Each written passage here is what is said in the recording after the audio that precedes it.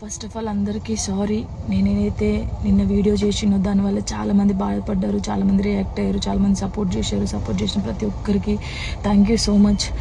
నేను చాలా రోజుల నుంచి అన్నీ చూస్తూ ఉన్నా, నేను ఏది ఎప్పుడు పట్టించుకోలేక, కానీ కొంచెం బాధ అనిపించి డిప్రెషన్లోకి వెళ్ళిపోయాను. ఎక్కడ నా ఫ్యామిలీ బాధపడుతారో నాకు చెప్పలేకుండా అని ఆ సిచ్యువేషన్లో అన్నీ ఆలోచించి డిప్రెషన్లోకి వెళ్ళిపోయినా తప్ప నేను ఎవరికి భయపడేదాన్ని కాదు.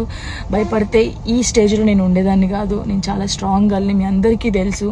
ఇంకో విషయం, పెళ్లి గురించి అందరూ అవును నా పెళ్లి వల్ల మీకు ఏమైనా నష్టం ఉందో లేదు కదా, నేను కొత్త లైఫ్ స్టార్ట్ చేయబోతున్నాను, నా కొడుకు నేను చాలా సంతోషంగా ఉండే, ఆ సంతోషంతోనే మీకు ఆన్సర్ నేను చెప్తా.